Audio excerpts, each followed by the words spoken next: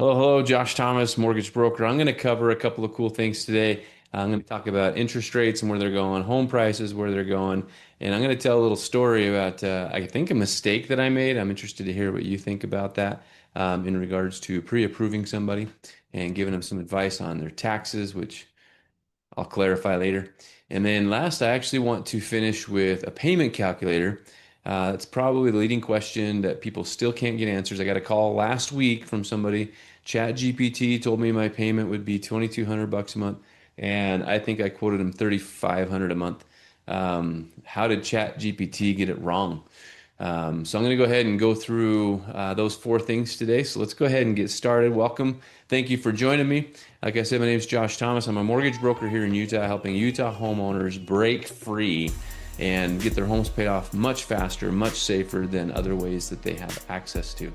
I'm going to go ahead and start off by sharing my screen about interest rates. I feel like that's the first and simplest one. And so I'm going to cover those first. As you can see on my screen, interest rates for FHA, VA, USDA sitting at 5.6, conventional sitting at 6.25. Now these are up. Well, FHA is up just a tiny little bit. Conventional's down just a tiny little bit, and so they're mostly unchanged, we'll call it.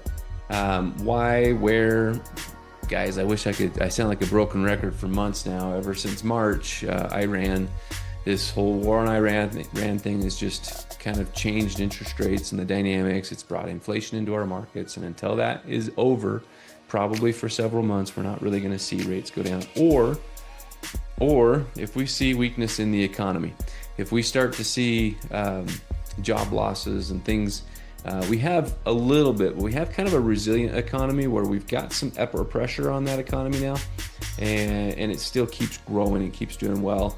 And this is an important factor in this discussion because incomes are actually still edging up month over month, year over year. They're still edging up, and so that's a good thing because that makes these home prices that we're talking about much easier to afford.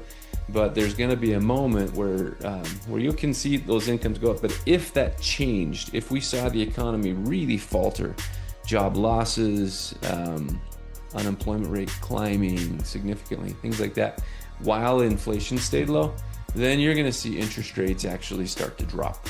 And that, of course, would be fantastic, except for all of those of us who are losing our jobs and stuff. That would kind of not be very good. Anyway, so that's kind of where interest rates are at right now. A lot of people are talking about the rates all the time. I love to just add this, guys. 23 years of doing this gives some perspective. Hopefully you'll find this useful. But this is actually normal. Rates are normal. They are elevated, but they're also normal. Interest rates between 5.5 and 7.5 is normal. We're in the upper rate range. You see the 6.25. That's probably 6.75 on a national average, 6.76. Those are national average rates.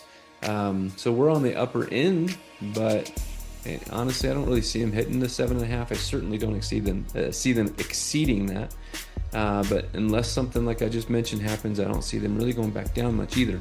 But do remember, national average is at 5.9 in February of 26.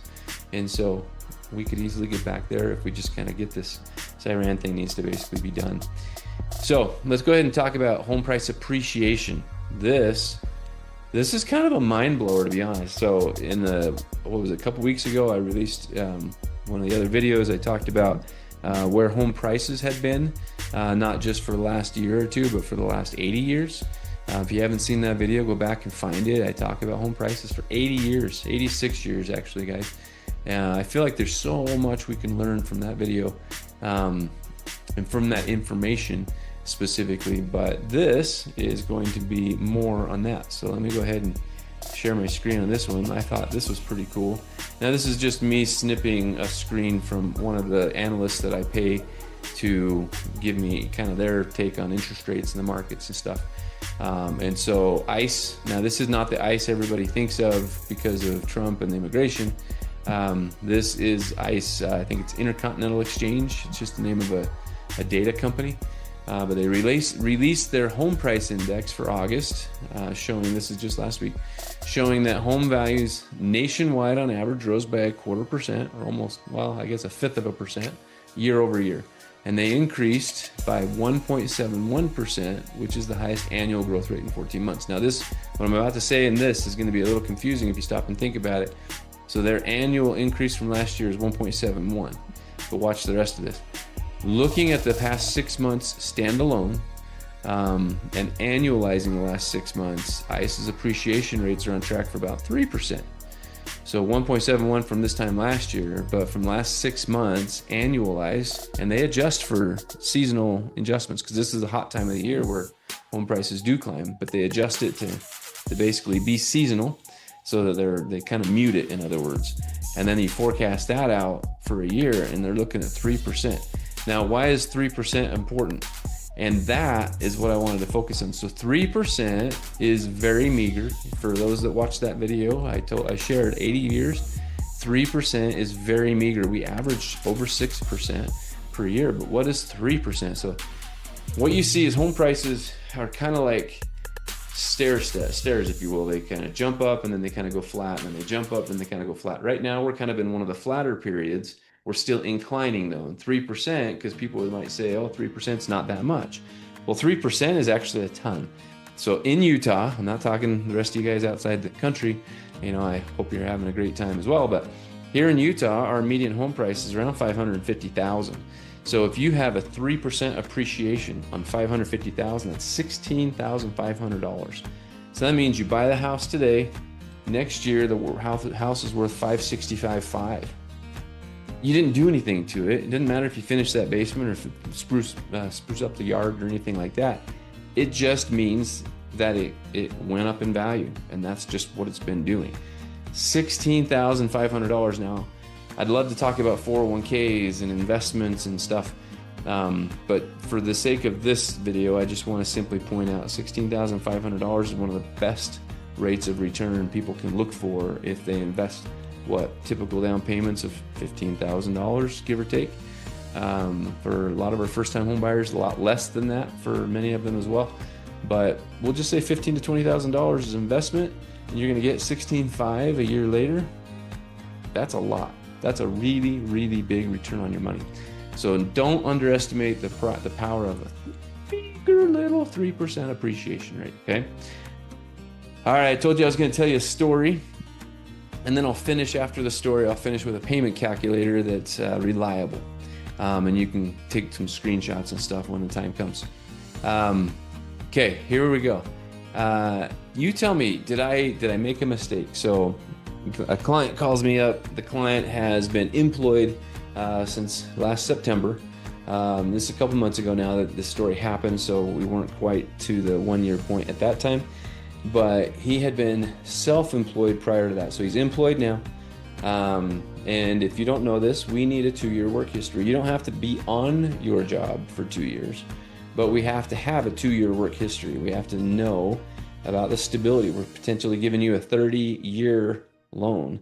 We want to make sure that it makes sense, right? That you're going to be able to manage this payment. So some people can make really good money in a year, but if they don't have a 2-year history that kind of shows that they're used to that type of thing, we won't necessarily count all that money. So in this guy's case, like I said, September of 2025, he started his job, and this was around July of 2026. So he didn't have a 12-month work history. And before that, he was self-employed for over 10 years. Now, something about his being self-employed, he did cash only. He didn't file taxes. He didn't have receipts. He didn't have Venmos. He didn't do Cash App. Nothing. It was 100% cash. No checks. People did not write him checks. They paid him in dollar bills, green dollar bills, greenbacks. Okay, that was it. And he did construction work. He did lots of renovations on homes and things like that. And people just paid him cash. Why? Probably because they would get some kind of discount if they paid him in cash, and he didn't have to deal with the banking. Well, he painted himself into a corner with this because, yeah, for sure, he didn't have to pay taxes, and he got away with that for years. Good for him, I guess, whatever. But bad because he didn't document anything. There was no documentation for income, for expenses. If he ever was audited by anything, there was just no paper trail whatsoever. So I'm talking to his realtor, and we're just kind of banging our minds to try to think of, like, what can we do to help him be able to qualify for something now, because he has been on the job for 10 months, but he's only got a 10-month work history going back like 15 years. And that's not going to pass. Fannie Mae, Freddie Mac, we're not going to give him a loan in that case. And so what can we do? And we came up with this idea that we could have him file taxes for 23 and 24, or 24 and 25. It'd be 24 and 25. Yep. And what we would have him do is just file a little bit of income, nothing big, 30,000, 50,000, something, right? Nothing huge. And here's the thing about filing your taxes. If you don't have proof of the income, the IRS doesn't care. They do not require you to prove that you've got that income. If you want to report income and you're going to pay taxes on it, they'll just believe you. So you can put on your taxes, you make $2 million. And as long as you're willing to pay the taxes on that, they couldn't care less about verifying it. And then you can send me those taxes and we'll qualify you on a $2 million income. But I told them, I said, well, list some income on there, 30,000, 50,000, whatever, which I did not say. That's part of this point. But list some, put some income on there. Don't put tons, just put some income on there. And then I think you can probably write it off. Yes, you're not going to have any documentation for those write-offs, but if you write it off, now you're showing zero income, so or almost zero income. You're just not going to have any taxes due, and that will effectively accomplish what we need, and that is we need to show a 2-year work history. So he listens to that. He thinks the idea's got some merit, so he contacts the CPA, has the conversation with the CPA. CPA warns him that if you put $30,000 or whatever of write-offs on there and you can't document those write-offs, you're subject to an audit. If you get caught auditing, they will require you to pay taxes on that. So I get a phone call from him a little bit later. It says he's talked to the CPA and they figured it out how they can show some income without having to show or even write anything off, and then that way he won't worry about it, and the taxes will be super small on it. And I said, okay, that sounds fantastic. Whatever works for you. So later on, fast forward, I get these tax returns, and these tax returns have $100 a year of income. Not $30,000, not $50,000, which was little, $100. So this is where it becomes a problem. I get these tax returns, and it didn't even cross my mind to specify an amount to him. I didn't tell him 30 to 50. I just said small, just report a little bit of income. And so maybe I made a mistake, because when he put the $100 on there, well, $100 in income for a contractor is so ridiculously small that we're going to consider that a part-time job. And 2 years work history of that part-time of a job didn't accomplish anything. He still does not have sufficient work history. We might be able to get him a loan when he hits the 1-year mark in the September day. But for sure, it didn't accomplish what I was hoping to accomplish, which was a 2-year work history past and beyond this job. And so did I make a mistake? You guys put in the comments what you think. Was it my mistake that I didn't specify to him that it still needed to show something full-time-ish income? Was it my mistake that he put in there $100? What would you have done? What would you have come up with when you're filing those taxes? And just to clarify, had he put 30,000 in there and put some write-offs in there or something, I think the total taxes would have been less than a couple grand or something like that. From what I expected. Anyway, I don't know. So you tell me, what do you think? Did I make a mistake? That was one scenario. That one, I was like, I guess I didn't think that I better specify that. Here's another scenario that happened, and I thought this was really interesting, and I'm sharing them because I feel like everybody else out there can benefit from hearing these. And so here's another one. This one, I didn't make the mistake. Somebody else did, and boy, oh boy, it was a big deal. So somebody calls up a lender, and they get pre-approved. They send in their income. Well, this one is a college athlete. This college athlete made money last year as an athlete, is making money this year as a coach. And so it's all college athletic income, but it's considered self-employment income, but it's all on contract. We can't We don't have like all these years of history where we can then forward, expect. Anyway, so we were trying to piece this together, and after banging our heads on the walls for a while, we just couldn't. We looked at the guy's taxes and his contracts and everything, and it was close. It was close. Like I thought maybe we could pull it off. Meanwhile, these guys are actually under contract. So what happened is they talked to the lender, gave all this to the lender. The lender gave them a pre-approval letter. They went shopping, found a house, went under contract, and then the lender said to them, "Oh, I'm sorry, you don't qualify." Mind you, they're spending money on home inspections, appraisals, earnest money. They're wasting the seller's time and the listing agent's time and the buyer's agent's time.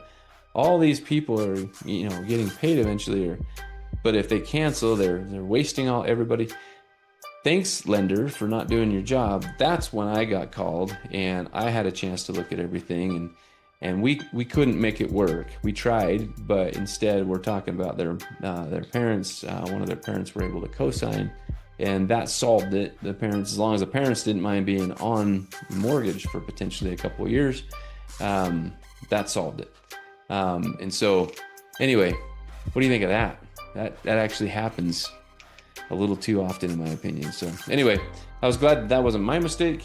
We do not send people out shopping in a case like that, but that was definitely a very iffy case. Okay, last one. Let's talk about payment calculators. Like I said, a client calls up and he's like, "Here's the payments that I was looking at." And so I'm going to go ahead and share my screen. And actually, I'm going to bring this over here so that we can see this easier. So let's do, I think it's this one. Okay, so this is called a payment calculator, and it's a super fancy name. I spent years coming up with it. And yeah, just kidding. I know it's not a special name. Anyway, what you can see is a whole bunch of numbers. What is this used for? In the mortgage world, you have the loan that you have to repay, the interest and the principal. You also have the mortgage insurance frequently, and you also have taxes on the property, and you also have insurance. Now, if you're outside the state of Utah and you're looking at this probably isn't going to work for you.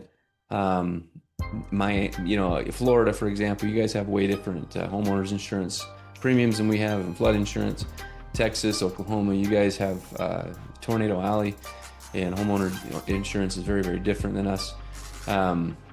And honestly, even if you're here in Utah and your house is going to be somewhere near open fields, like significant open fields, or what's the word I'm looking for, forest land and stuff like that, yours may not be as accurate as well, because your homeowner's insurance premium could be triple what a normal one is. Anyway, this is a payment calculator. It's pretty dang effective.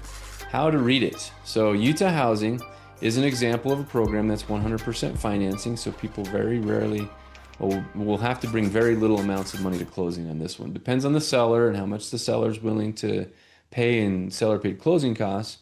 But I've got clients doing this program that will bring as little as $500 to closing.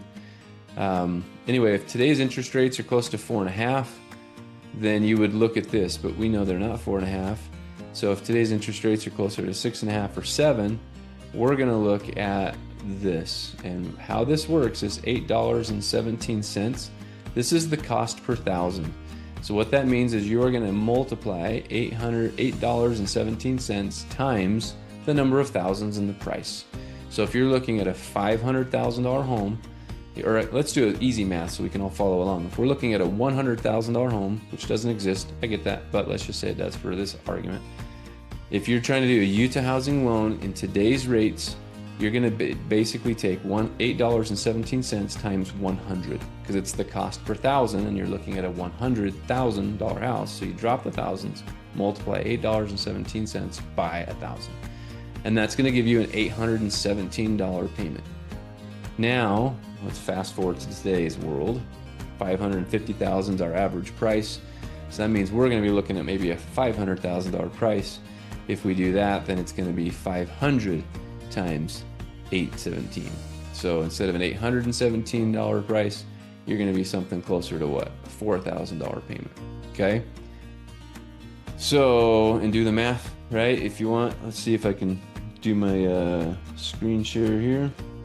See if this works for us. $8.17 times 500. 4,085. Make sense? That's how this works. So maybe you have a down payment. You're looking at FHA and you're wanting to do, again, similar prices, $7.72 instead of $8.17. Maybe you do a 20% down. Okay, so then we're going to look at a $5.85 per thousand. And you can also kind of figure out just how much cheaper one payment is compared to another the same way, right? So 20% down, let's go back to that. So $5.85. And let's say we're looking at the exact same $500,000 house. So it's 585 times 500. So your payment's going to be $29.25, over $1,000 cheaper than those that have no down payment. Okay, so that's it. So if you want to take a screenshot of this right here, then this is a cool little snapshot or thing that I share with my agent partners probably 2 or 3 times a year. This is one of the questions I get the most often, and this is accurate, guys. This is including your taxes, including your insurance, including your mortgage insurance. Now granted, as you can see, it's an estimate, so it may not be exactly right, but it's going to be dang close. When we pre-approve somebody, we actually are going to give you a unique payment calculator to you and to exactly what you're getting. That's something I've done for, it's probably been 12 years. With every pre-approval, I figured out that people go shopping and then they call me with questions. And I'm fine to answer those questions, but the problem is they'll call when I'm recording a video, or they'll call when I'm meeting with somebody, or they'll call when I'm on the phone, and they're sitting at a house trying to figure out if they want to write an offer, and I just felt like that wasn't good customer service on my part. Math is math, so why don't I just do this beforehand? So now with all my pre-approvals, I'm sending not only a little picture of their loan scenario and snapshot and details of our pre-approval meeting, but it's going to include a snippet on payment calculators. And I can't tell you how much positive feedback I've had from my customers who already knew what a monthly payment was going to look like before they ever even came back and talked to us, wrote their offer, got it under contract, and then we quote the payments and they're like, oh, that's exactly what I was expecting. So there you go. Have a great rest of your day. That was all I wanted to share today. Take care of yourselves and keep it real.